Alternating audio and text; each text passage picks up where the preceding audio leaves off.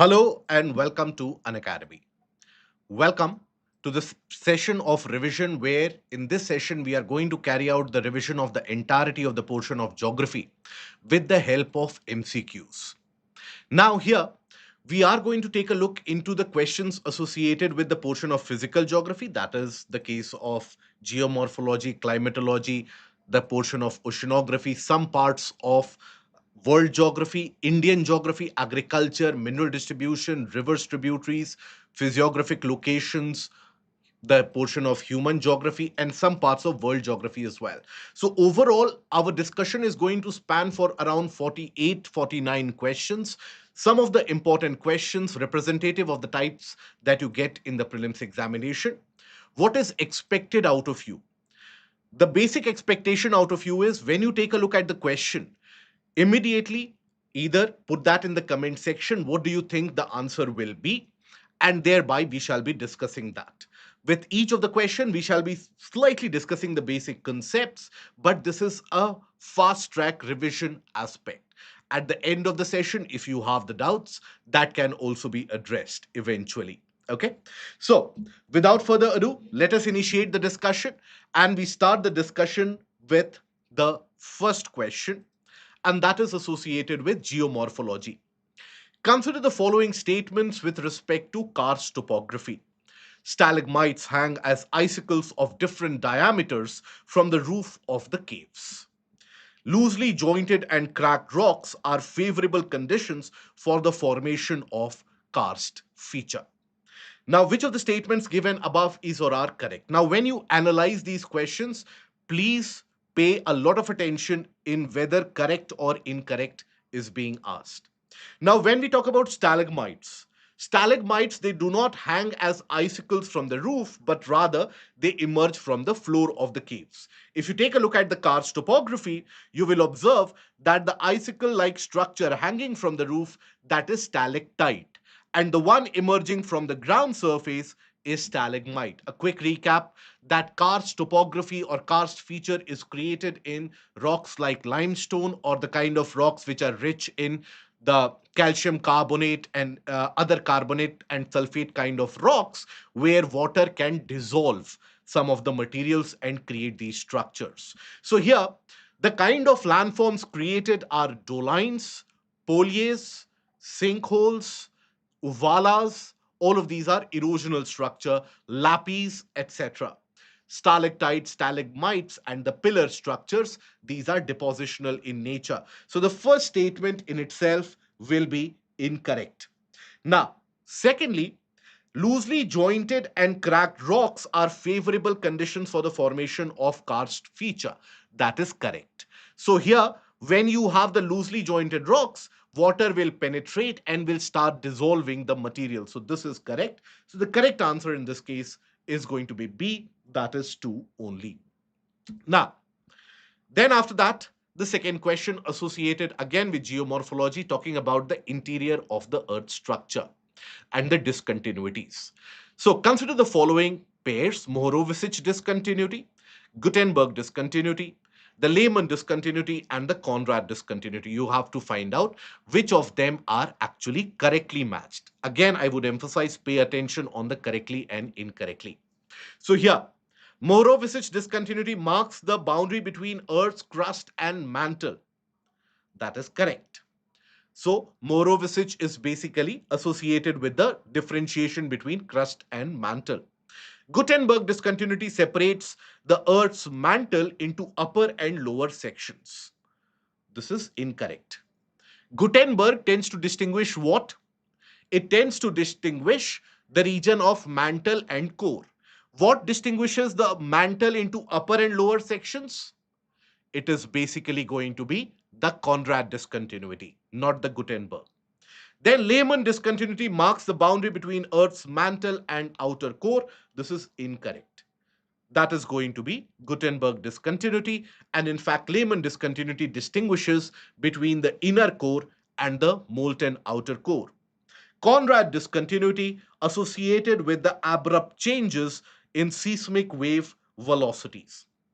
This is going to be correct. Any of the discontinuity is going to be associated with change in the seismic wave velocity. Please keep that in mind. So here the correct answer is going to be B, that is 2. Right? Now, then before we move on to the next question, all those of you appearing for this year, now, the revision of CSAT you can do. The link provided in the description below, you can download the entire formula sheet out of that, and that can be used by you for quick revision. And please do use that, because CSAT oftentimes becomes the eliminatory method and the elimination method in the examination. So do avail that and let us know whether that is helpful to you or not. Do provide your feedback as well. Now, again, another question from the portion of geomorphology. Consider the following statements regarding the geomorphic forces. Diastrophism is responsible for the vertical movements of the Earth's crust. Exogenic forces primarily include weathering, mass movement, and erosion. Orogeny is associated with the building of the mountain ranges. Epeirogeny can cause faulting and fracturing of the crust and induces metamorphism of the rocks. All the discontinuities are associated with the case of seismicity, the change in seismic wave. That is correct. Not seismicity, change in the wave speed of the seismic waves. Now, here, the first statement. So, basically, when we talk about endogenic forces, this is about endogenic and exogenic forces. Endogenic forces can be divided into two types, broader classification. You have the sudden forces, right? And then you have the slow acting forces, which is diastrophic. Diastrophic, isn't it? Now, sudden forces are of two types or two implications. You have the case of earthquakes, and you have volcanoes, right? And diastrophic forces, again, broader classification into two types. You have orogenic, and epeirogenic. Okay. Now, orogenic basically means what? If let's suppose you have a land region which is like this, okay, if a land region is composed of like this, then in this particular case, orogenic force will be the horizontal exertion of the force, either compression or tension, either of that. Now, that can lead to folding as well as faulting. That can lead to folding and faulting. Okay. Now, what is epeirogenic? Epeirogenic is basically the upward movement or the downward movement which is associated in any particular region or the surface. That is epeirogenic. So, this is associated with the vertical forces which are induced because of the internal heat of planet Earth. So, that is the basic aspect or the classification of the endogenic forces. Now, with that, if you take a look at the statements, diastrophism is responsible for the vertical movement of the Earth's crust. Definitely yes, if you include epeirogenic, which is part of diastrophism. Exogenic forces primarily consist of weathering, mass movement, and erosion. Correct. Orogeny is associated with the building of the mountain ranges. Correct. Any term associated with orographic, orogenic, that has got to do with the mountainous aspect.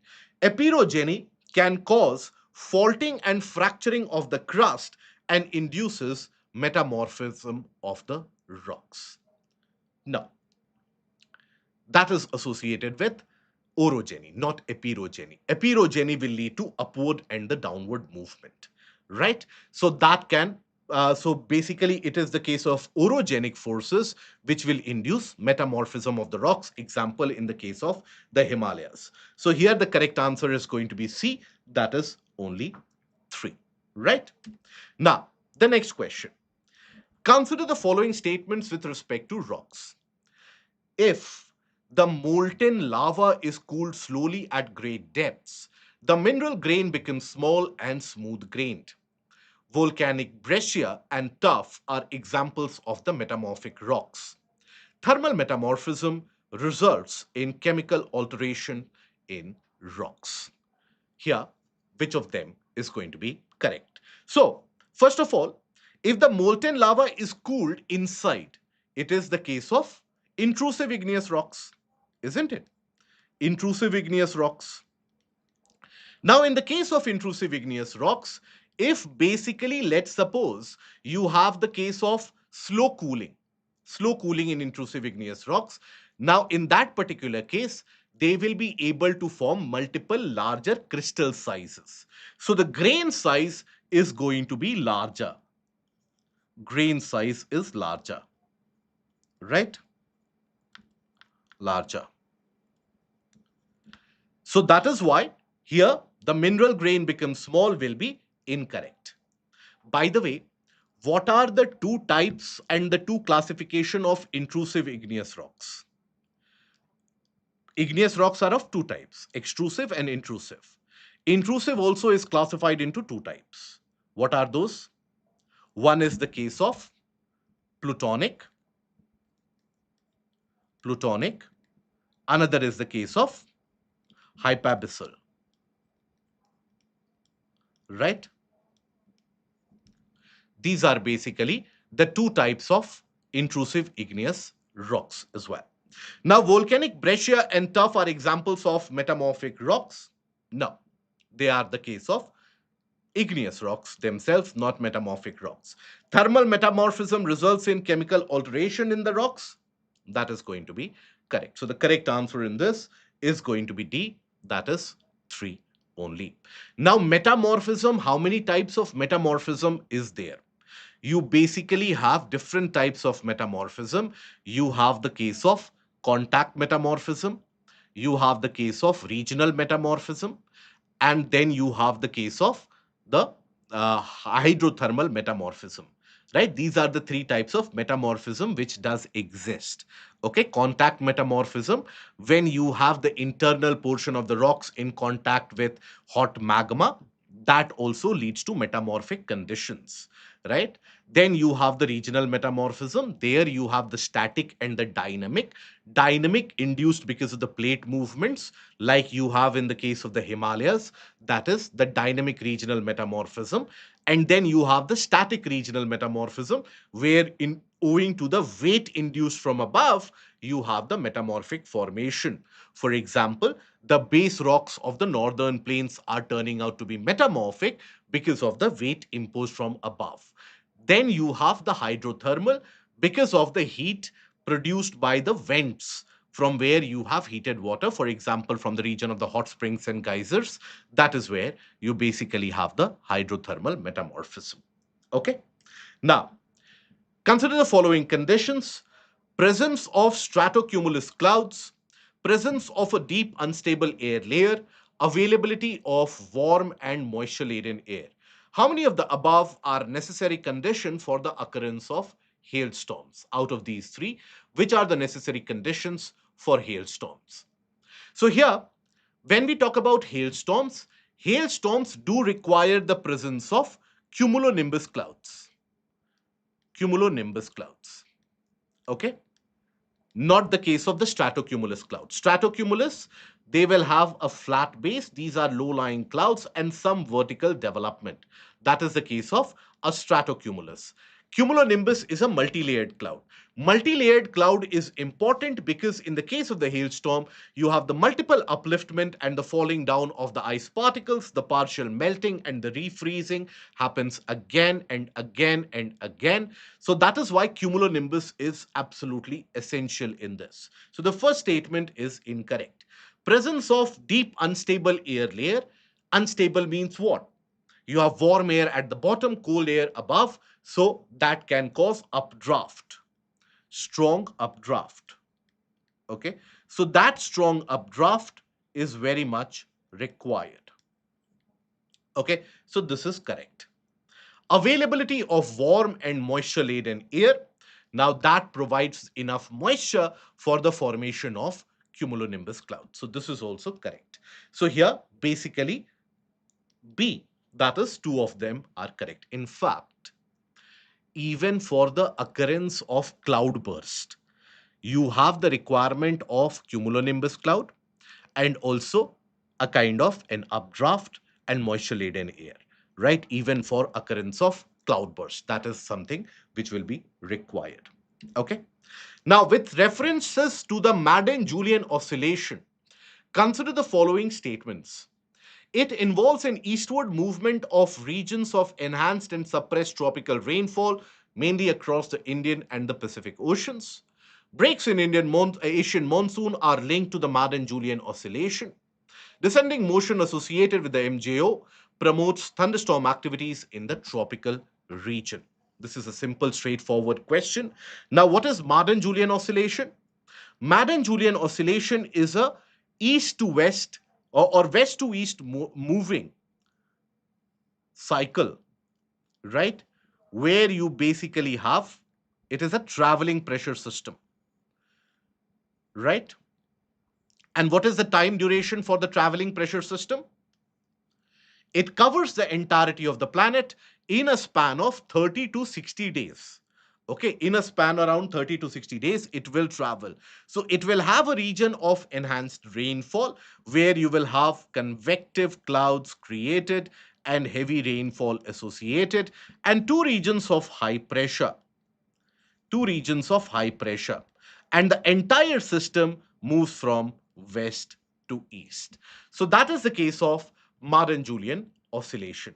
So it involves an eastward movement of regions, correct? It is mainly concentrated across Indian and the Pacific Ocean. Now, Madden-Julian oscillation across the entirety of the planet travels in 8 stages, by the way, in 8 stages, right? It originates from the region of Africa and the Western Indian Ocean, and then after a couple of stages, it crosses the region of the Indian Ocean. After that, it takes 2 to 3 stages to cover another 3 to 4 stages to cover the Pacific, and then starts to disappear around the region of Atlantic, but it is still present. Breaks in Asian monsoon are linked to Madden-Julian oscillation? Correct. Wherever you have or whenever you have the sinking air column, there you will have breaks in monsoon. Now, in the case of Madden-Julian oscillation, one of the aspect that you have to keep in mind is that during the monsoon period, if you have a shorter cycle of Madden-Julian oscillation, shorter cycle of MJO during monsoons. Now, will it be beneficial for rainfall or will it be detrimental to rains in India? What do you think? If you have a shorter cycle of MJO during monsoon, it will bring more rains in India. More rains, right? Because the convective phase will come more frequently over the Indian region. And it is not only restricted at the region of the equator, it is broadly in the region of the tropics. That is again another fact that you should know. Now, descending motion associated with the MJO promotes thunderstorm activity in the tropical regions? No, it is a case of rising air. So here the correct answer will be B, that is only 2. Okay. Break in monsoon is generally caused by 2 to 3 factors. One is the case of Madden-Julian oscillation, right? Now, in the case of when we talk about, let's suppose, the break in monsoon, it can be because of the shift of the convective low pressure. That is what is referred to as the monsoonal trough or the monsoonal low pressure. That monsoonal trough, if it weakens over an area, it shifts to another area, then it will take around a week of time for that region to get heated again. So, as a consequence of that, you will have a break of around 7 days to 10 days. So, the weakening of monsoonal trough is one of the reasons. Other reason is that in the case of the Western Ghats, you will always find the case many of the times that the winds start blowing parallel to the Western Ghats. So rather than approaching the Western Ghats, because maybe somewhere above the Indian subcontinent in the northern part, a low pressure is there. So the winds which were approaching the Western Ghats, they start moving parallel. So that is where in the western coastline also you can experience breaks in the monsoon. Other than that, the sudden change in the heating and the cooling pattern of the Indian Ocean can also induce a break in the monsoon. Other than that, in the month of August, sometimes what happens is that the sudden reappearance of the southern branch of the subtropical westerly jet stream, that also can initiate the break in the monsoon. Okay, I hope that is clear. Now, um, here the third statement basically is associated with the air movement.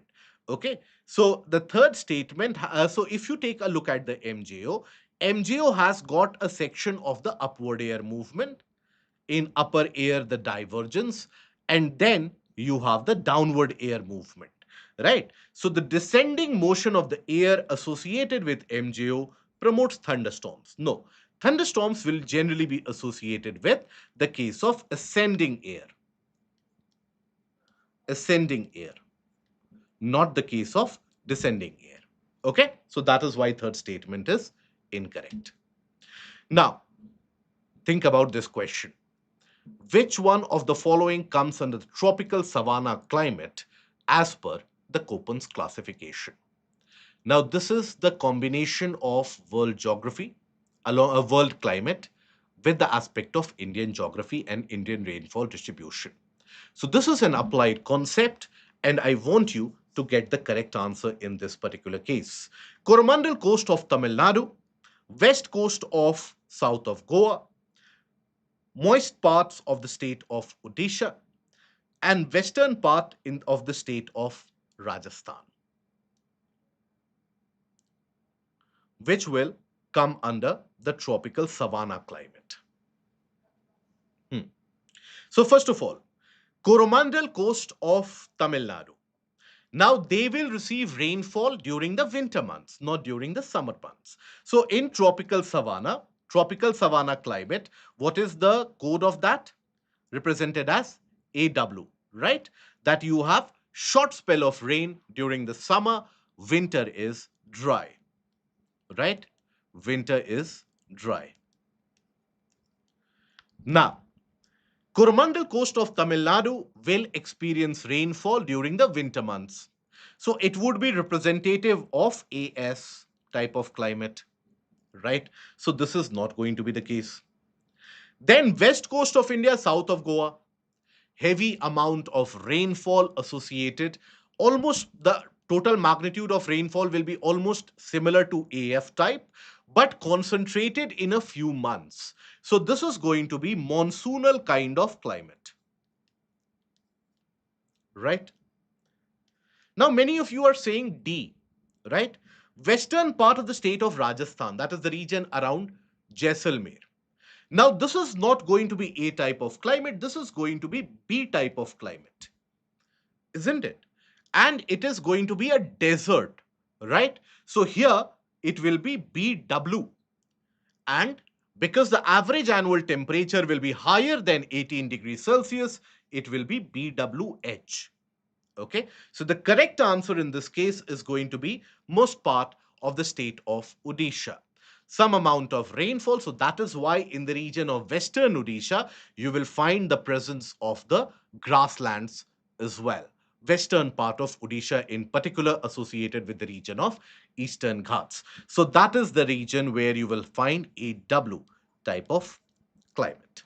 Okay, now then coming to the next question. I hope this is understood. Now, which among the following are the characteristics of the intertropical convergence zone, ITCZ? Low pressure zone, divergence of trade winds, descending air column, southward movement during winters in India. This should be easy and pretty simple. ITCZ, as per the tricellular model, is the region of a thermal equator, a case of the thermal low pressure. Okay. Now, here what do you observe is the case of ascending air. The trade winds converge and then will ascend. So the first statement in this case, low pressure zone, correct. Divergence of trade winds, no. Here you will find convergence of trade winds.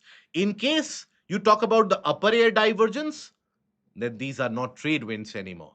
Okay, trade winds are converging at the bottom. After convergence, they are rising up. Then these are not trade winds. Okay, these are your trade winds. Trade winds. Okay, so here the second statement is incorrect. Descending air column, no. In the region of ITCZ, you basically have the ascending air column.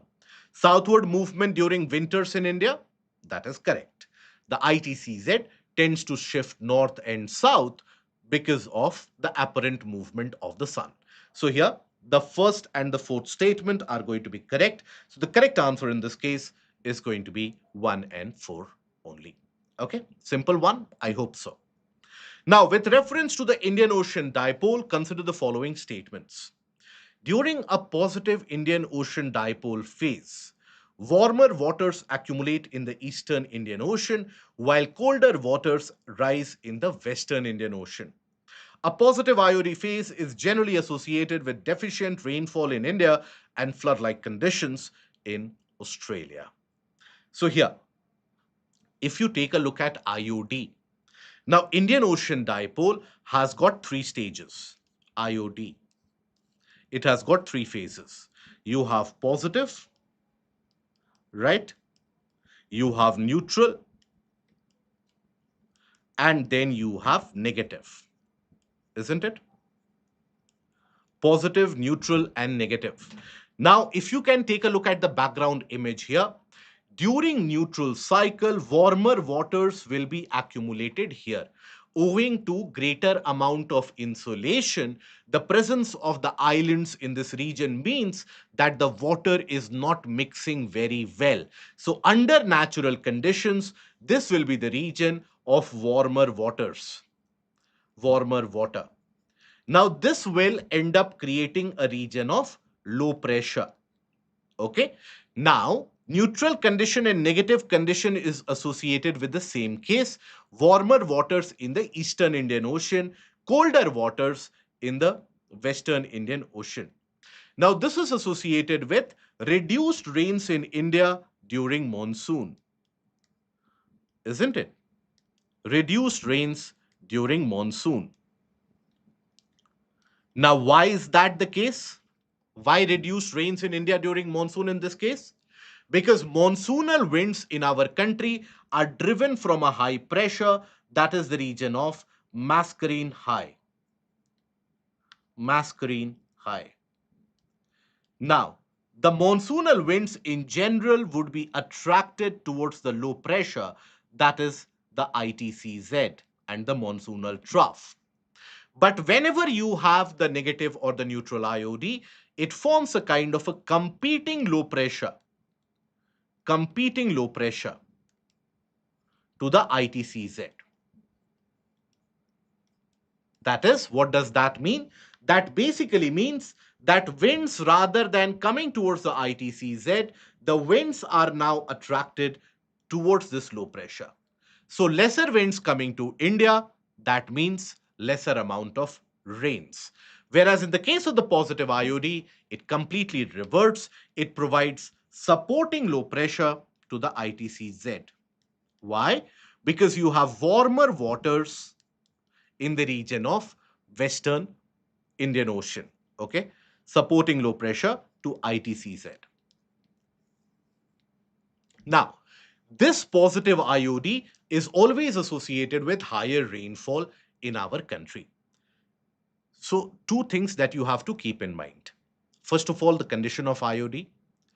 So, positive IOD, that is warmer waters in the region of Western Indian Ocean, is beneficial for Indian monsoon, right? Warmer waters in Western Indian Ocean, beneficial for Indian monsoon. Secondly, another event happens in the region of the Western Indian Ocean, which is beneficial for the Indian monsoon. What is that? That is the presence of the fin later jet or the Somali jet. The Somali jet is a low-level jet stream moving at an altitude of 2 to 4 kilometers from the ground surface, which drags more winds towards the western coast of India, and that is why Somali jet also is beneficial for the Indian monsoon. So these are the two phenomena from the region of the Western Indian Ocean. So during a positive IOD, warmer waters accumulate in the Eastern Indian Ocean is incorrect. A positive IOD phase is generally associated with deficient rainfall in India and flood-like conditions in Australia. That is incorrect, right? So it is associated with the case of the huge amount of rainfall, higher rainfall in India. Can they counterbalance the effect of Enzo? This was a question asked in 2017 prelims. Can the IOD counterbalance the impact of El Nino and Southern Oscillation? The answer is yes, always. Okay, so here, which are correct? The answer is D, neither one nor two. Now, here associated with world climate. Consider the following statements. Equatorial regions are highly populated regions of the world. The maritime climate favors higher population growth than continental interiors. Orchard farming is a characteristic economic activity of the regions with warmer temperate western margin climate. So here, how many of the above statements are correct? In this, equatorial regions are highly populated regions of the world. That is incorrect, because these are densely forested areas. Here, the population density is going to be less. Maritime climate, right? That is, where is maritime climate present? The coastal areas. So here you have moderate climatic conditions, not very high, not very low. So in this particular case, it favors higher population growth. That is going to be correct. Always as compared to the continental regions across the world. Okay, don't only concentrate your understanding with the Indian northern plains. This is associated with the globe in general. Okay. Now, orchard farming is a characteristic economic activity of the regions with warm, temperate western margin climate. Which type of climate is being referred to here? Warm, temperate western margin climate. This is basically referring to the Mediterranean type of climate. That is the case of C type, right? And C type with some amount of winter rainfall. So CS is the Mediterranean type of climate, right? Mediterranean type of climate. In this, what happens? Summer dry and winter rainfall. Why is there rainfall in the winter? In this case, winter rains occur because of two conditions here. Winter rains. They occur because of two conditions. What are the conditions? The first condition here is winter rains, they occur. Why? Because of the southward shift of the subtropical high pressure belt. So shifting of the pressure belts makes the westerlies in many of the cases onshore. Secondly, during the winter months, you also have the formation of frontal rainfall. Very good. Frontal rains. Frontogenesis occurs because of the mixing of warm and cold air, warm air of the water bodies with the cold continental air. So frontal rains and the southward shift of the pressure belt. So here orchard farming is carried out. So the correct answer is going to be B. Okay. A simple question associated with oceanography. Consider the following statements regarding the Sargasso Sea. It is the only sea in the world without land boundaries. The Canary Current forms its western boundary. Which of the statement is correct here? So the only sea in the world, basically without land boundaries, that is correct. That is the Sargasso Sea, present in the region of the Atlantic Ocean, particularly around the tropic, subtropical high pressure belt is where it is present. Canary Current forms the western boundary. No, Canary Current forms the eastern boundary. Which is the western boundary in this particular case? When we talk about Sargasso Sea, in the west, you have the presence of Gulf Stream. right? In the north, you basically have which of the one? North Atlantic Drift. Remember also, in case UPSC gets adventurous, it should not, but in case UPSC gets adventurous, remember North Atlantic Drift does split into multiple subparts. Rennell Current, Irminger Current, Norwegian Current, these are basically the subparts of the uh, North Atlantic Drift. Then to the south, you basically have North Equatorial Current, right? North Equatorial Current. East, you have the Cold Canary Current. So the correct answer in this is A1 only. Consider the following statements. Continental shelves are important zones for biodiversity and hydrocarbon reserves. Submarine canyons are step-sided or steep-sided valleys carved into the ocean floor. Continental shelf along the western coast of India is broader than that along the eastern coast. How many of the above statements are correct? So here, they are important zones for biodiversity and hydrocarbon reserves. This is correct. Atlantic meridional current is basically a thermohaline circulation. Mind you, it is not a separate current. Gulf Stream is a part of AMOC. I hope you are clear in that concept. Okay, Gulf Stream is a part of that AMOC, right? Submarine canyons are steep-sided valleys carved into the ocean floor. This is correct, spreading from the region of the continental shelf all the way to the region of the continental slope and the continental rise. Continental shelf across the western coast of India is broader. Correct. Across the western coast, where is it that the continental shelf is the widest? Across the western coast, it is widest across the region of the Kutch Kathiawar coastline. And why is it that it is wider across the western coast as compared to the eastern coast?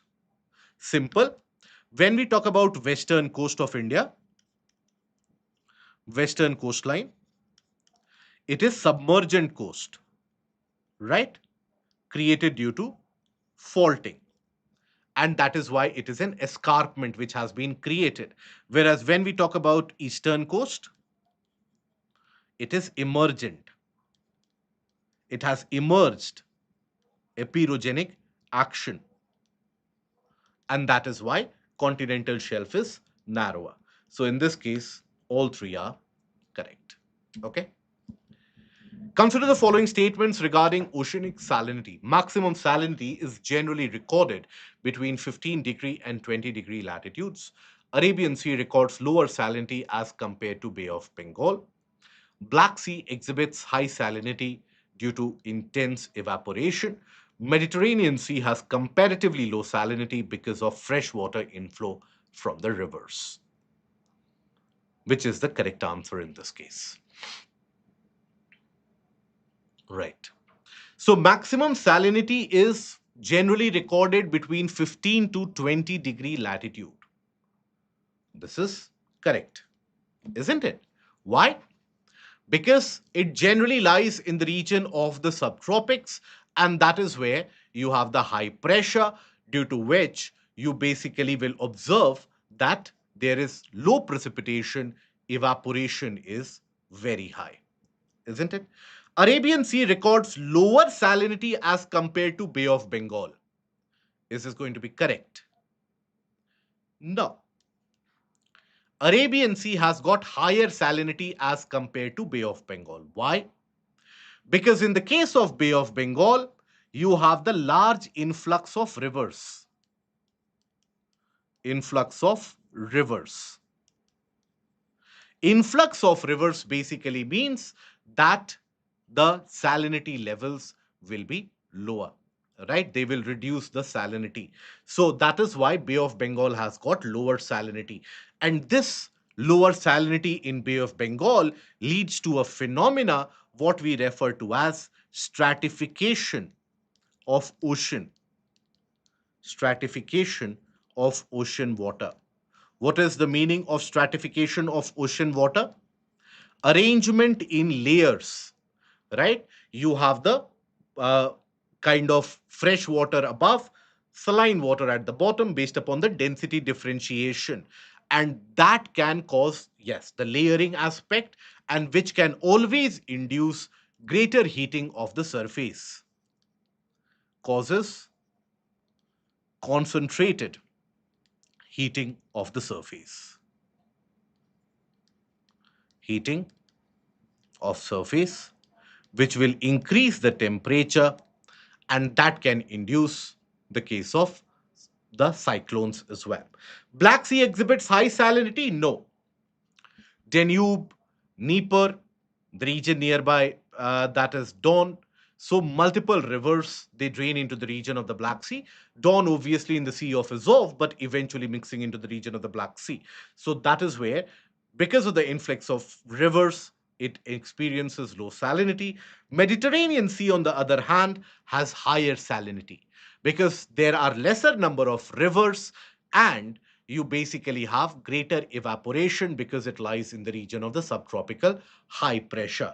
So here only one statement is correct, that is A. Okay, only one will be correct. Now, in which of the following countries Mediterranean type of agriculture is practiced? Australia, India, Chile, and South Africa. In which of the following countries you do observe the Mediterranean agriculture? It is around the range of 15 to 20, 25 degrees. Yes, correct, Saurav.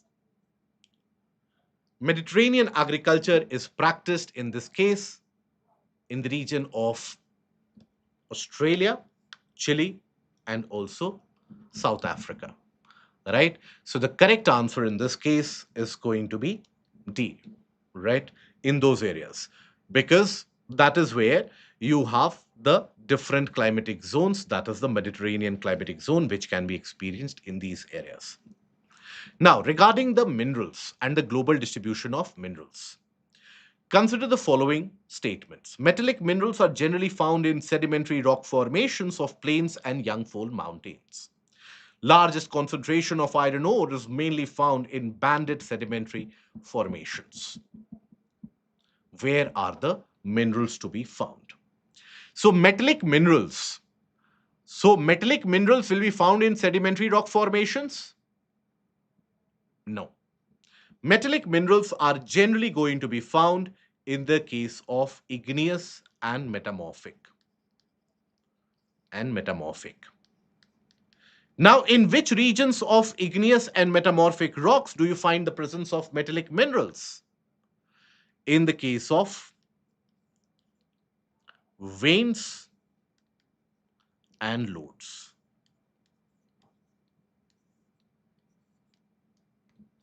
Veins and lodes, right? That is where you'll find the case of igneous and metamorphic formation. In that, metallic minerals will be found. So first is incorrect. Iron ore, can it be found in banded sedimentary formations? The answer is yes. Where? So iron ore and limestone, if you recall, they are the part of chemical sedimentary rock formations.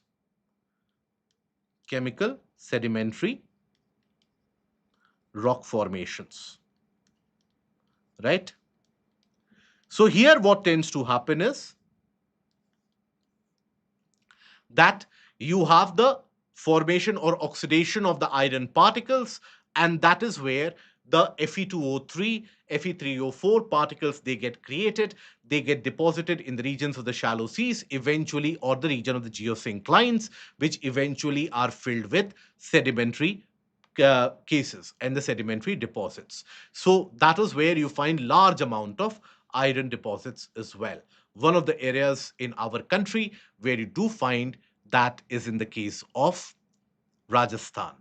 But also, if you take a look at the marine deposits are very, very rich in the polymetallic nodules and also the iron deposits, right? So that is where you will find them to be present. Eventually, the sedimentary banded formation. So the correct answer in this case is going to be B.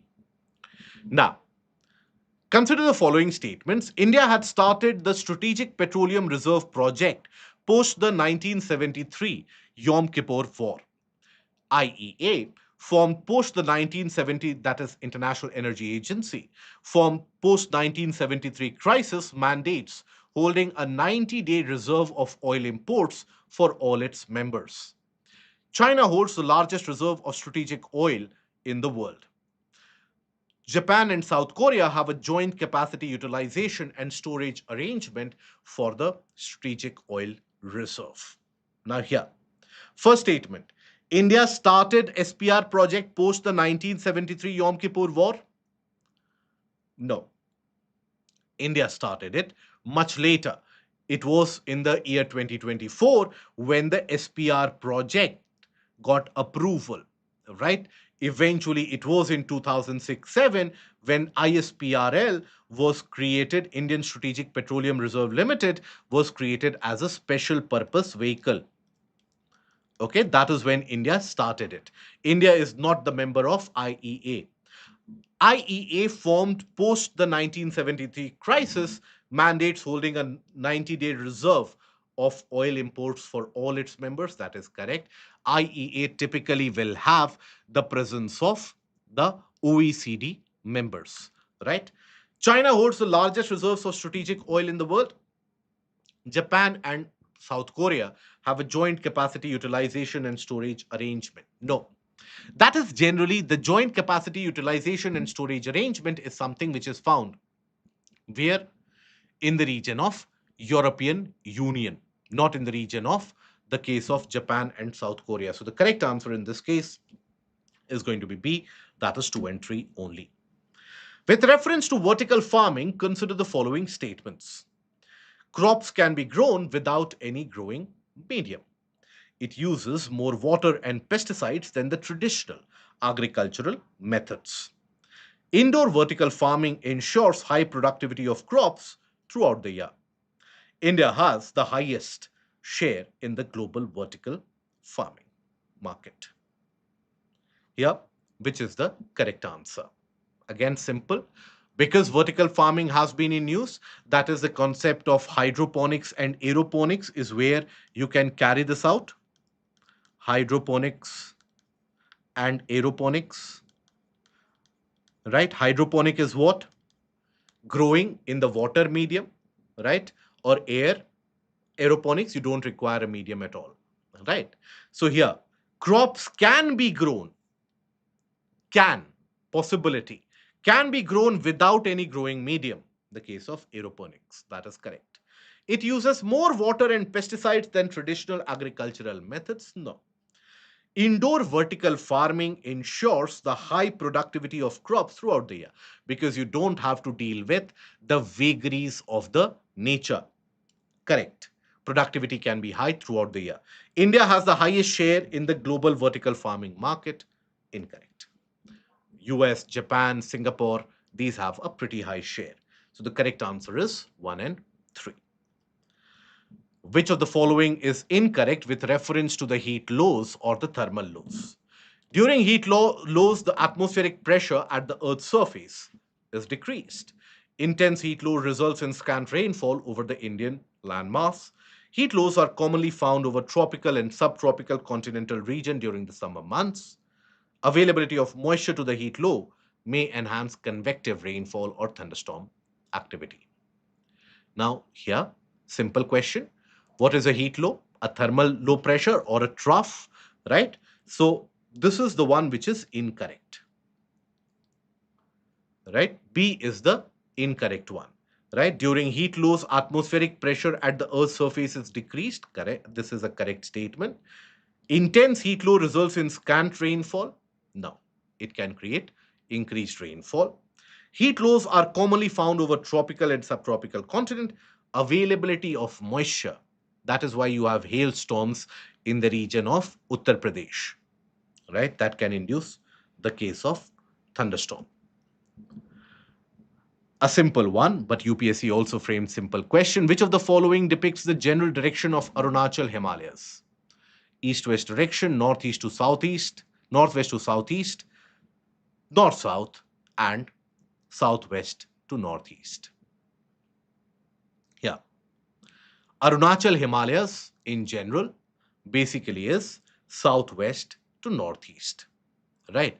If you consider the entire region of Arunachal Pradesh, if we can have the quick recap what we did in the mapping sessions of the special class. So you have the multiple ranges, right? So if I name this 1, 2, 3, 4, and 5, which are these ranges? One being which one? Dafla, right? Two being, this is which range? This is the case of Miri. Three being Abor, right?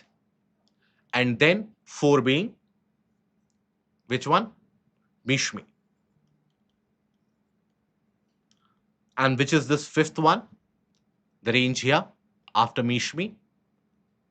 This is basically the range that is your region of Patkai Ba.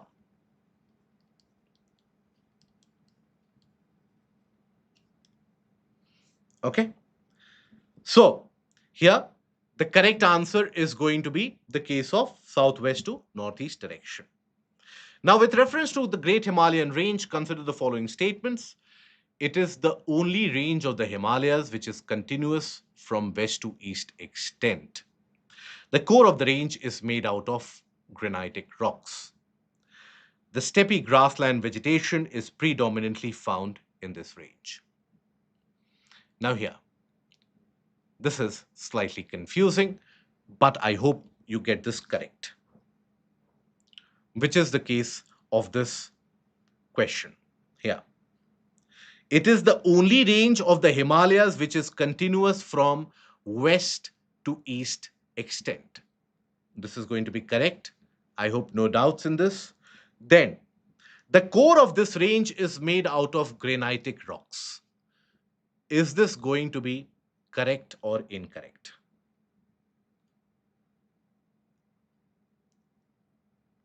Here, it is made up of granitic rocks, right?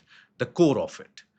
On the outside, you basically will have the sedimentary rocks. So if you consider the feature of the mountain, you will have sedimentary rocks here, sedimentary, and then you will have the base as the core as the granitic. Why is that the case? Why do you have this kind of feature?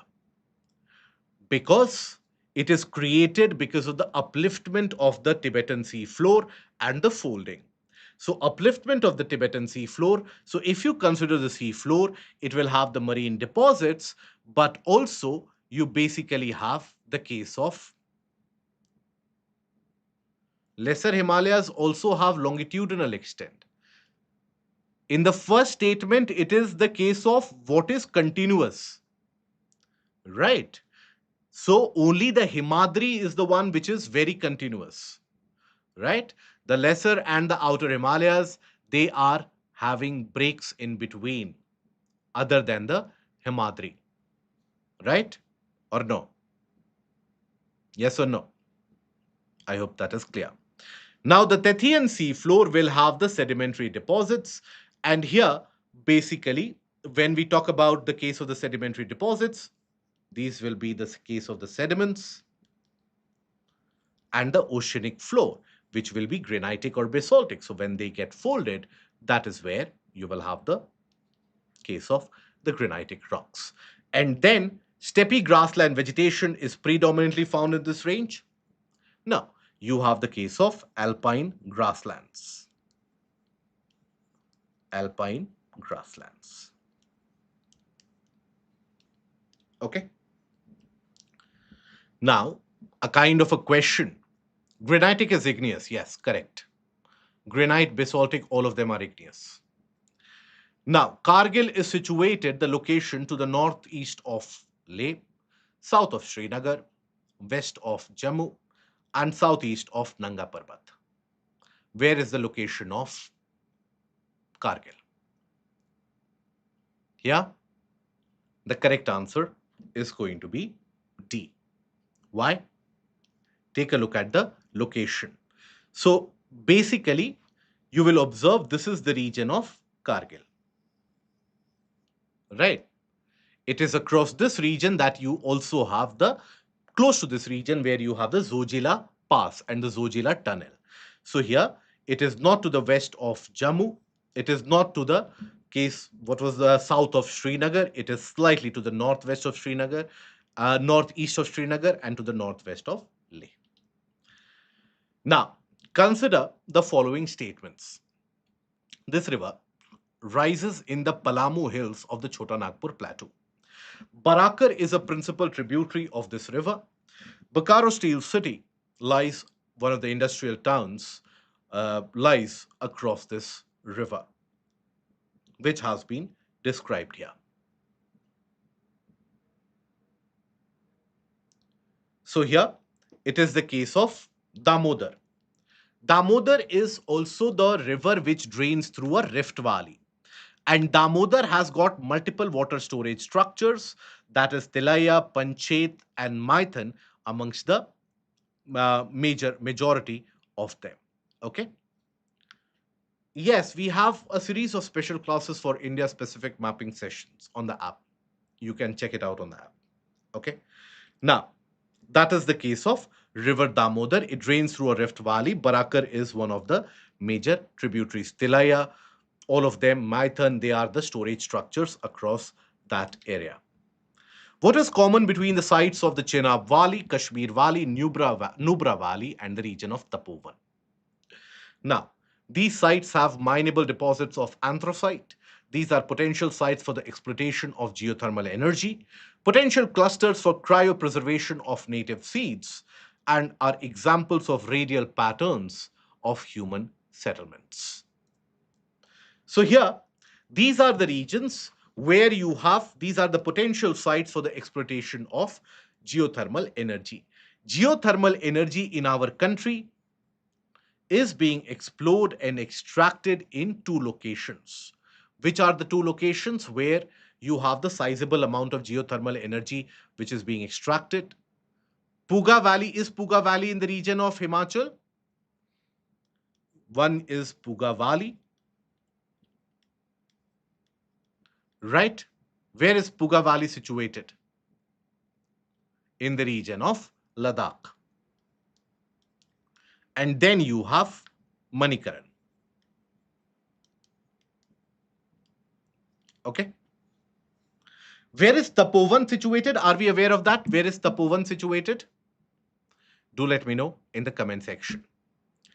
Now, which of the following are included under the rare earth elements? Which of the following? Lanthanide, scandium, yttrium, and titanium. Which of them are basically the case of rare earth elements? So, in this particular case, rare earth elements includes the lanthanides, scandium, and yttrium. Titanium is a critical mineral, but not a rare earth element. Okay, so rare earth element, which are the rare earth elements? You have the case of these lanthanides. Okay, these lanthanides. Now, up till around samarium, these are the light rare earth, and the rest are heavy rare earth. Other than that, so it is basically this group. Okay, so scandium, yttrium, and the lanthanides, that is basically included in the case of the rare earth elements. Okay, now with reference to Mines and Minerals Development Regulation MMDR Amendment 2025, consider the following statements. Captive mines can now sell all produced minerals in the open market after meeting captive needs. Existing leaseholders can add critical minerals discovered within their lease area. National Mineral Exploration Trust was abolished after the amendment of 2025, which is the correct answer in this particular case. This is in news this year. That is why it becomes relevant. Okay. Now, captive mines can now sell all produced minerals in the open market. So, here, basically, if you take a look into it, so basically, observe this is the amendment of 2025. So, it enabled the leaseholders to add critical or strategic minerals found within their existing lease area without needing separate leases. Second statement becomes correct. Removal of sale cap on the captive mines. So, captive mines are allowed to sell all produced minerals in the open market after fulfilling the captive end user agreement. Then, basically, you have National Mineral Exploration Trust was abolished. No, it was renamed and expanded to National Mineral Exploration and Development Trust. Correct answer is A, 1 and 2 only. Which of the following states are included in the rare earth corridor announced by the government in this year's budget? Odisha, Telangana, Chhattisgarh, and Andhra Pradesh. Which of them are a part of the rare earth corridor? So it is basically Odisha and Andhra Pradesh, right? That is C. So, which are the overall states? You basically have the case of Odisha, right? Then Andhra Pradesh, Tamil Nadu, and you also have Kerala. These are the parts of rare earth corridor. Then consider the following statement with reference to India's transport sector in India. Railways carry more freight traffic than roads in a year. Construction of the Eastern Dedicated Freight Corridor is supported by the World Bank, and Western Dedicated Freight Corridor covers more than 3 states along its way. So, what is the answer in this? The first statement, railways carries more freight than roads? No, incorrect. Roads will always carry greater amount of freight traffic. Construction of the Eastern Dedicated Freight Corridor is supported by the World Bank. That is correct. Right? Western Dedicated Freight Traffic or the Freight Corridor covers more than 3 states along its way. Is this correct? Yes. How many states are covered in the Western Dedicated Freight Corridor? You have Haryana, you have Rajasthan, you have Gujarat, you have Madhya Pradesh, right? 4 states. So that is correct. So you have to find out which of them are incorrect or how many of them are incorrect. So the correct answer in this case is A, right? Now, this is the case where basically you have the Western Dedicated Freight Corridor from the region of Dadri, right? So UP, parts of Haryana, then you have Rajasthan, then you have Gujarat, then you have up till JNPT. Whereas Eastern Dedicated Freight Corridor from Ludhiana all the way till the region of Dankuni.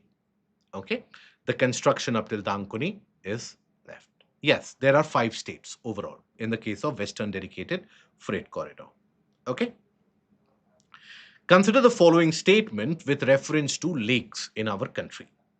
Folding and faulting of the Earth's crust may form either salt or freshwater lakes. Lonar Lake in Maharashtra has a tectonic origin.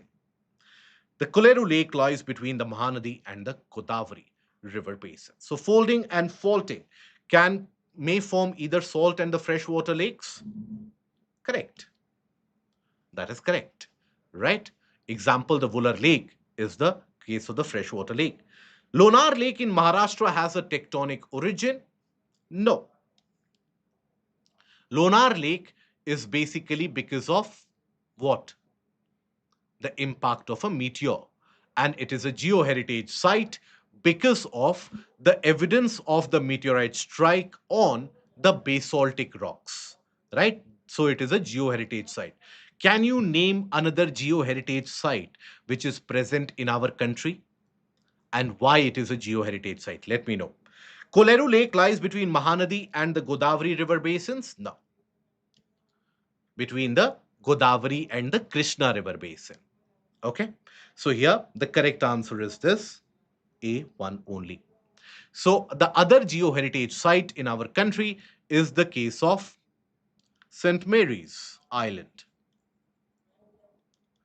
St. Mary's Island is situated where? Off the coast of Karnataka, right? Near Udupi. Near Udupi.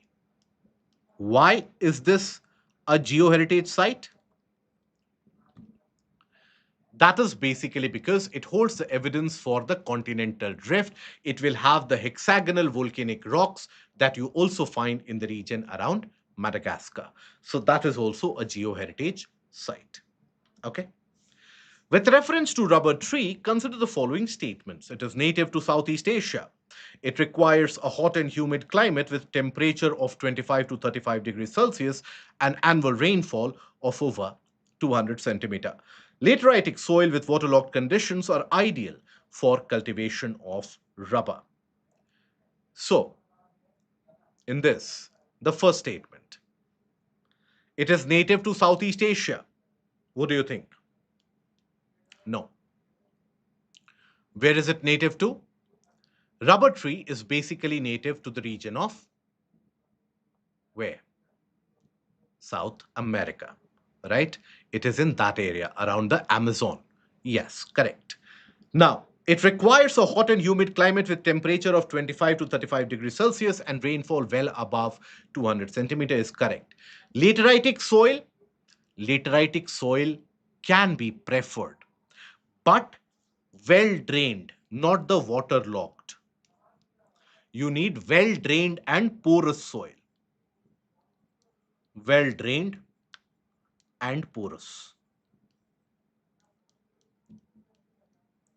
Okay. So here the correct answer is A. Which of the following causes the Bay of Bengal branch of monsoon winds to enter the Indian state of West Bengal from the south and southeast direction? Presence of Himalayas in the northeastern part of India, presence of the Arakan Hills along the coast of Myanmar, depression over the northeastern region of desert in Ladakh, presence of flatlands between the hills of Meghalaya and Tripura. Here, it is the hill region, that is the Arakan Yoma, Pegu Yoma, and the Tanasarim mountain ranges, which basically deflects the Bay of Bengal winds further to enter into the Indian subcontinent. That is why it enters the region of from the south and the southeast directions into India. So the correct answer is the Arakan Hills. So you have Arakan Yoma, Pegu Yoma, and the Tanasarim mountain ranges, and that leads to the deflection. Now, consider the following. Think about it carefully. Conceptual question this is. The formation of a low pressure zone from Rajasthan to the north of Bay of Bengal. Absence of clouds and a clearer sky. Presence of pollutants in the atmosphere. Hot air from the northern region brought by northeasterly winds. How many factors given above is or are the reasons behind the phenomena of October heat? Yeah. How many factors are responsible for October heat? So when we talk about October heat in this case, what is the condition on the ground? You have the presence of high pressure on the ground, isn't it? You have humidity levels which are high. Humidity is high. And this high pressure ends up creating clear sky. Right? So in this particular case, formation of low pressure zone? No. Absence of clouds and a clearer sky? Yes. Presence of pollutants? Because of the case of high pressure on the ground, you wouldn't observe basically the case where presence of you have the case where high amount of convection does not happen. So pollutants, they stay in their place. So you will find the presence of pollutants in the atmosphere. Hot air from the northern region brought by northeasterly winds. This is again incorrect. So here you basically have B, that is two factors, right? Now, a factual question associated with rivers and tributaries. Consider the following statements with reference to the Krishna River. The source of its origin lies in the Sahyadri Mountains. Almaty and the Sri Sailam Reservoir are situated on the Krishna River. These were in news this year as well. Grasslands and savannas with sparse vegetation cover are found in the region around the Krishna Basin. What is the correct answer in this case? 32. Correct, Saurabh. So in this case, the correct answer is going to be D, right? Why? Because all the three statements are correct in this. All the three statements are correct, and you have to find out which of them are incorrect. With reference to the Indian physiography, which of the following rivers lie or lies between the Godavari and the Krishna River? Bhima, Tungabhadra, Musi, and Pennar. Basically, this is a question where you need to know about the location of Krishna's tributaries. Okay?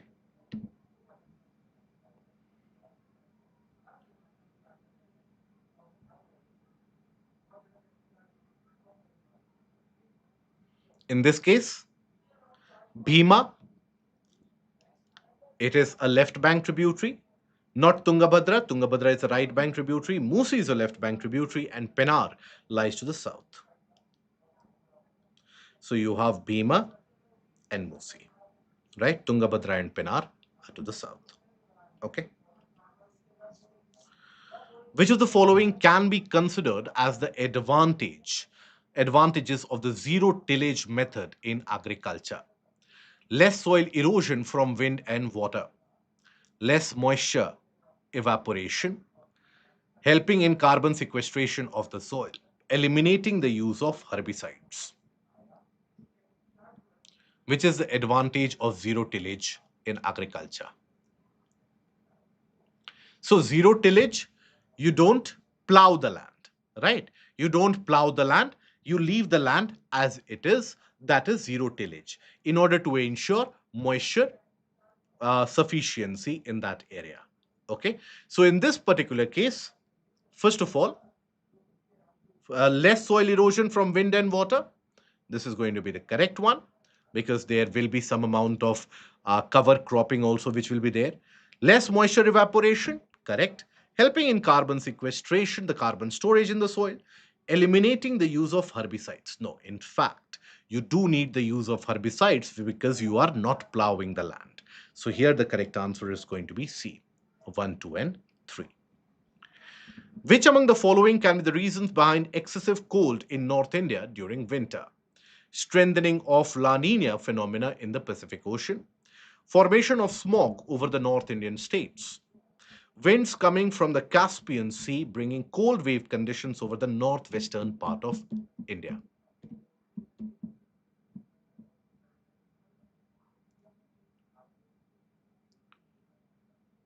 See, herbicide usage won't be reduced in the case of zero tillage. It is the case where in many of the cases the herbicide usage remains the same. Okay.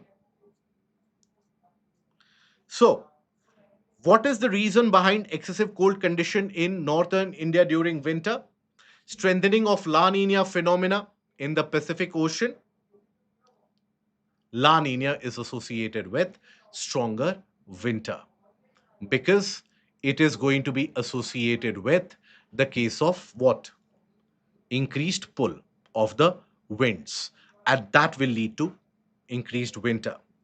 Formation of smog over the northern Indian states. When you have the formation of smog, what happens? Heating of land reduces. Why? Because the amount of solar insolation tends to reduce. Insolation reduces. So, as a consequence, it causes inversion and colder conditions. Winds coming from Caspian bringing cold wave. This is a part of Western disturbances. Disturbances. Okay. Now consider the following hills of Peninsular Plateau: Javdi, Rajmahal, Cardamom, and Nalamala. Which is the correct order of occurrence from north to south? This is the case of Indian physiography. Tropospheric ozone is not present during the winter smog, isn't it? I hope you realize that. What you are talking about is a case of the uh, photochemical smog. Photochemical smog is produced not during winter but during the summer season. Right? When you have the case of the smog during winter, it basically creates a condition of reduced solar insolation, which means the ground surface won't heat up. Anyways, the duration of the day is less, so the ground surface won't attain that high temperature. Duration of night is longer, so that means the loss of heat is much higher in that case. Okay. Now here, Rajmahal Hills are situated to the north if you consider the Indian peninsula. So Rajmahal Hills are situated to the north, right? Then, when we talk about the case of the Javdi Hills, here, right? Nalamala Ranges in the region of the Telangana Plateau, in that region, and you have the Cardamom Hills, the southernmost region. So this is one, this will be the first one. Then after that, you will have Nalamala Hills. So 2413 B is the answer. 2, right? This will be the first one, right? So 241 and 3. In which of the following regions red soil is generally found in our country? Eastern parts of Deccan Plateau, northern parts of Maharashtra, Chota Nagpur Plateau, and northern parts of Bihar. In which of the following regions will you find the presence of red soil? Here. So, first of all, eastern parts of Deccan Plateau, right? Mind you, this is not Deccan Trap. This is the larger Deccan Plateau. So, there you will find the presence of red and yellow soil. That is going to be correct. Northern parts of Maharashtra is where you will find the presence of black soil. Incorrect. Chota Nagpur Plateau, very much the presence of red soil. Northern parts of Bihar, no. Here you will find the presence of alluvial soil, isn't it? So here the correct answer is going to be 1 and 3 only. Okay. So if you take a look at it, red and yellow soil largely situated eastern parts of the Deccan Plateau, right? Northern parts of Maharashtra has got black soil spreading across the region of the Malwa Plateau as well. Northern parts of Bihar, you have the alluvial soil. So Chota Nagpur Plateau, Ramgarh Hills, Hazaribagh Plateau, all of these will have the presence of red and yellow soil. So the correct answer is A. Okay. Consider the following statements. In India, the Purvanchal Hills are spread over only 3 states. The Eastern Ghats are spread over only 4 states.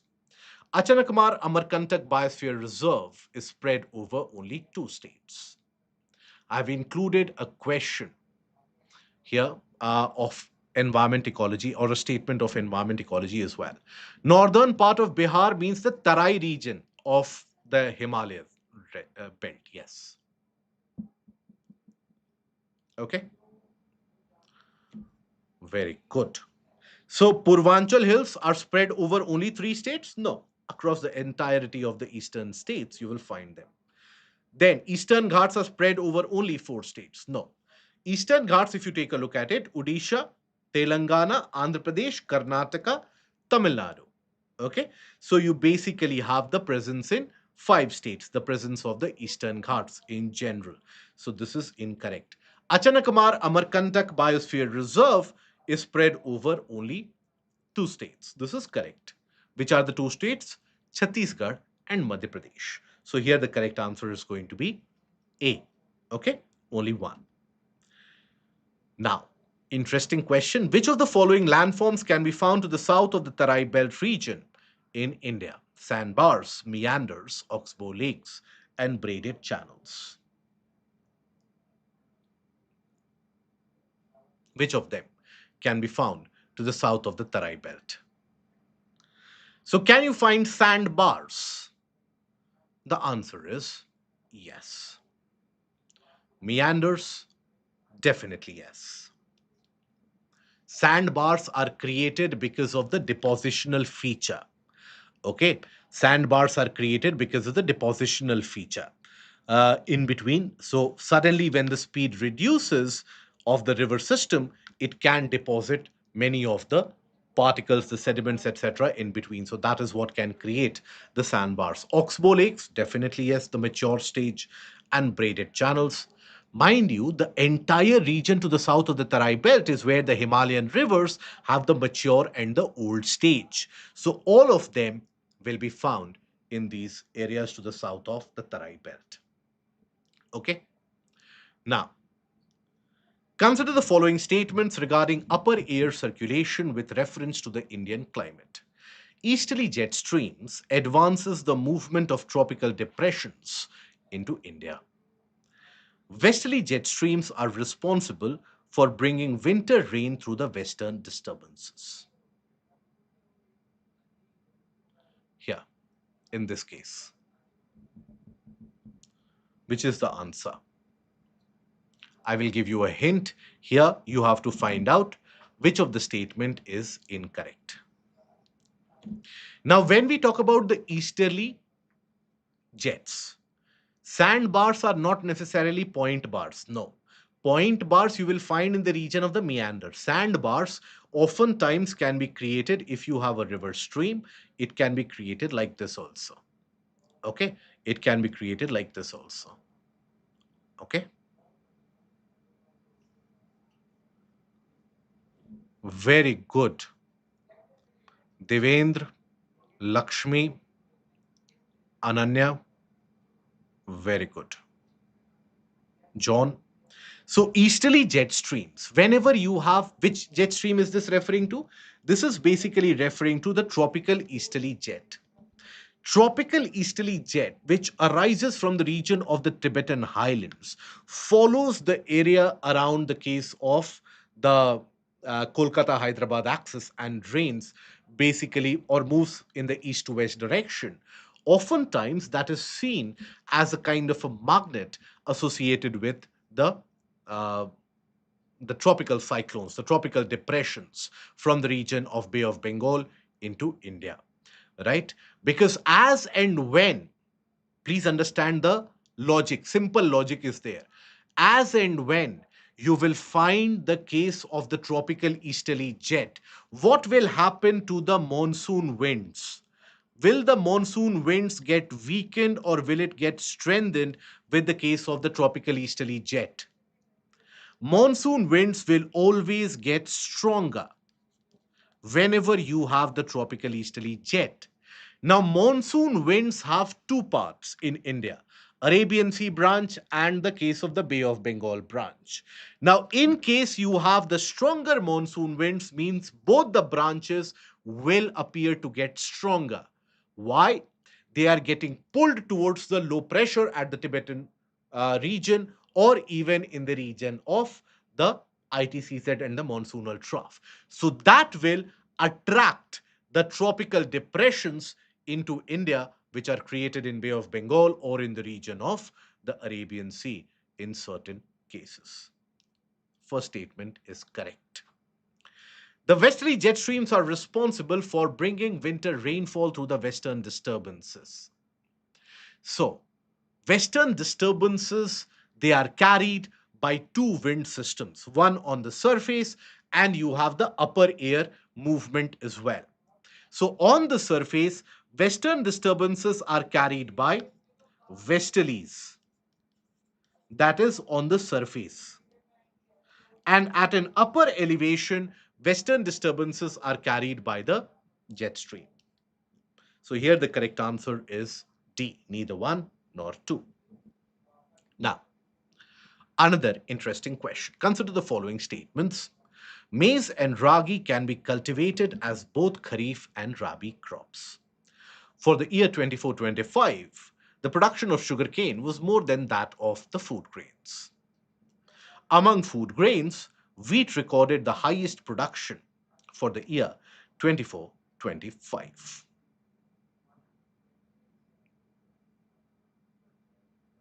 What do you think is the correct answer? Maize and ragi can be cultivated as both kharif and rabi crop? Correct.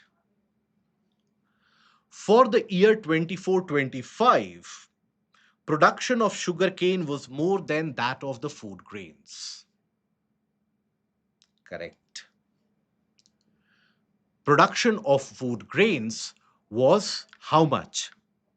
It was around 357 or around 300 odd million metric tons. Production of sugarcane is around the case of more than 400 metric tons, right? So that is where it basically becomes higher. Among the food grains, wheat recorded the highest production? No, rice. India is the largest producer of rice in the world. Okay, so here basically the correct answer is going to be B. Good, Sachin, very good. So here, so total record food grain production 357 million metric tons, horticultural output 362 million metric tons, right? Now here, top producer globally here, if you take a look at it, we are amongst the largest producer. This is 24-25. In 2026, in 2026, rice, we are the largest producer.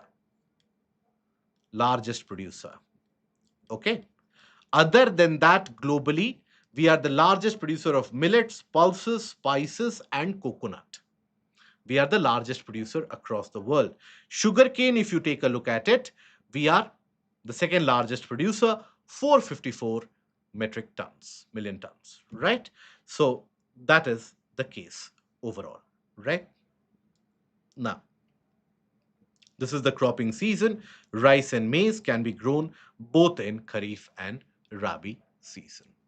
Okay. Now, this crop is tropical and subtropical in nature. It belongs to the bamboo family of plants and is indigenous to India. Part of the crop is also used as fodder. It requires a hot and humid climate with an average temperature of 21 to 27 degrees Celsius and almost 75 to 150 centimeter of rainfall. Frost is detrimental and well-drained loamy soil is considered preferable for the production. So here, what is the portion which gives way the answer? First of all, bamboo family of plants, right? Now, tropical and subtropical in nature, okay? Then, rainfall requirement is comparatively higher. Now, all these three, they will point out to sugarcane. Cotton can grow around 70 to 90 centimeter or 100 centimeter at max. Temperature condition for cotton is much higher, right? Jute requires around 200 centimeter of rainfall. Temperature requirement almost up till 35 degrees Celsius. Coffee, rainfall requirement of 150 to 200 centimeter per year. Okay, so that is why the correct answer, and none of them will belong to the bamboo family. So that is where correct answer is going to be sugarcane. With reference to western disturbance, consider the following statements. They are atmospheric systems whose peak is associated with the summer season and are carried by easterly winds from the region of the Mediterranean Sea. They generally affect the weather conditions of north and northwestern India, considered detrimental to rabi cultivation in northern India. North Atlantic Oscillation has an influence on western disturbance. So here, the first statement, if we take a look at it, they are atmospheric systems whose peak is associated with summer season. No, peak is associated with the winter season and are carried by the westerlies, not the easterlies. They generally affect the weather conditions of north and northwestern India. Correct. Locally known as What? Mahawat. Western disturbances are considered detrimental? No. They help in the early sowing of wheat. North Atlantic Oscillation has an influence on the Western disturbance. Correct. Now, what is North Atlantic Oscillation? North Atlantic Oscillation are the changes in the pressure conditions associated with the North Atlantic, which influences the wind, cold winds which come from the region of Central Asia. So that is why it will impact the duration and also the strength of the Western disturbance. So here, the correct answer in this case is going to be B, that is only 2. Consider the following statements with reference to the Tropic of Cancer in India. Mahi River is the only Indian river that crosses it twice. It passes through 6 Indian states and 1 UT, meets the standard meridian and Chhattisgarh. A simple one. So in this particular case, basically Mahi River is the river that crosses Tropic of Cancer twice, correct? Passes through 6 Indian states. Does it? No. Gujarat, Rajasthan, Madhya Pradesh, Chhattisgarh, Jharkhand, West Bengal, then after that, Tripura and Mizoram, right? So overall passes through 8 different states, right? So here basically you will find that it is incorrect. Meets the standard meridian at Chhattisgarh.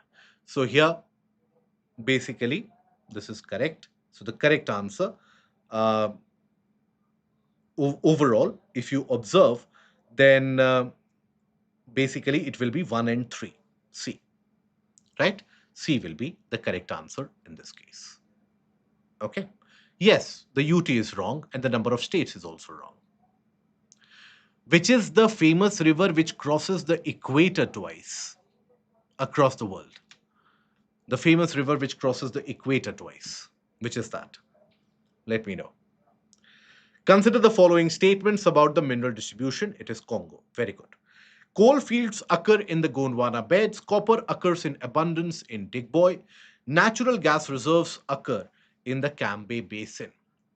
So, when we talk about the Gondwana belt, it is rich in coal seams. The Damodar river system, Mahanadi river system, the Godavari river system across that area, the coal belt is substantial. Copper occurs in which region? The Khetri mines and the region of Rajasthan, some parts associated in the Hazaribagh Plateau. Digboy is present in Assam, which will have the reserves of natural gas and oil reserves. This is incorrect. And natural gas reserves occur in the Cambay Basin. Correct. So the correct answer is 1 and 3. Which of the following are the geographical factors determining the location of the jute industry? Availability of water, proximity to the market, adequate transport facilities, proximity to the funding sources, and the climate of the region. So here the options in itself tell you the story. So in this case, other than the proximity to the funding sources, all the others are correct. If you take a look at the location of the jute region in the country, you will observe that basically the jute region is present in the area of the Hooghly Basin, okay, in the region of Odisha, Andhra Pradesh area, in the region of Bihar, some parts of eastern Uttar Pradesh as well. That is where you have the jute mills. Across the entirety of the Hooghly Basin, you have the presence of the jute mills. Now, on the basis of functional classification, human settlement in places like Raniganj and Singrauli belong to which of the following categories? Raniganj and Singrauli. These are your mining towns. Okay, so basically the presence of coal is there and these are your mining towns. So you have mining towns Raniganj, Jharia, Dhanbad, Digboy, all of these Singrauli, they are the mining towns. Then you have the cantonment, administrative, transportation towns.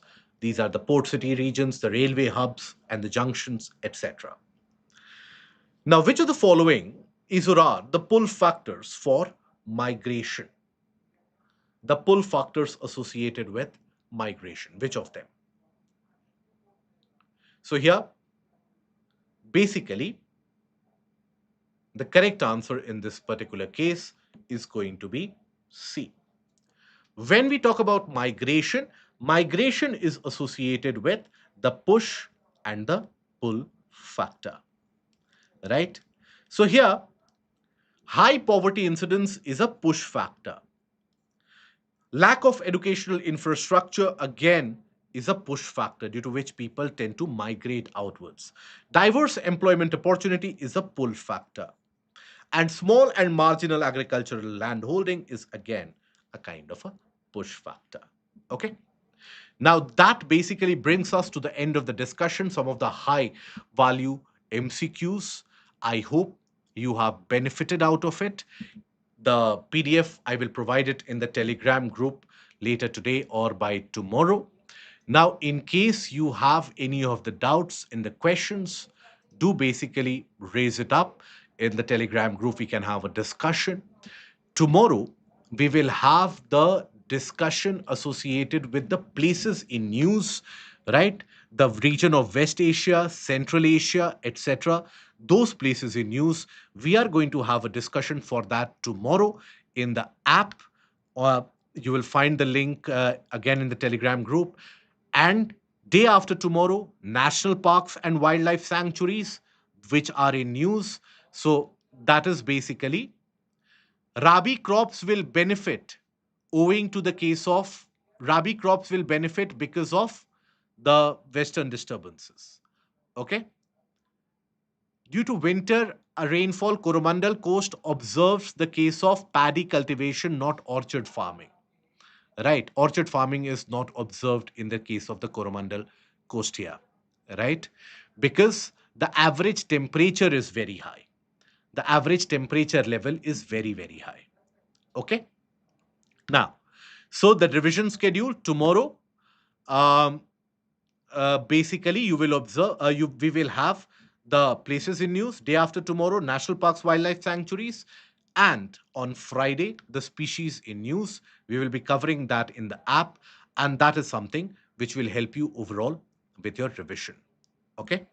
Now, regarding the eastern and the western, the continental shelf across the western coast is much wider because the western coast has been created because of the faulting, where the western part has simply sunk, it has subsided. So, as a consequence of that, what you have is a kind of a landform where the Western Ghats they form an escarpment, and the portion which has subsided forms the continental shelf. That is why across the western coast, continental shelf is wider. Okay, right. So that is why it is western coast is suitable for natural ports and harbors. I will try to provide the link also. Okay, in the Telegram group. Definitely. Okay, Tarak, I will do that. Okay. Uh, any other doubts that you have? Do let me know, or we will have a discussion later on. Put that in the Telegram group and we can have a discussion. So, if you have liked the session, do revise these questions and the associated areas. Okay. And put that in the comment section if we have benefited. Don't forget to click on the like, share, and the subscribe button. Rabi crop is basically shea. Rabi crop is the one which is grown in the winter months. Mustard, wheat, right? These are your Rabi crops. Sown in the month of November, December, harvested in the month of May and March and April. Okay. Yes, Manisha. We'll take a look into it. Thank you, everyone. Till we meet again, take care. Goodbye. Thank you.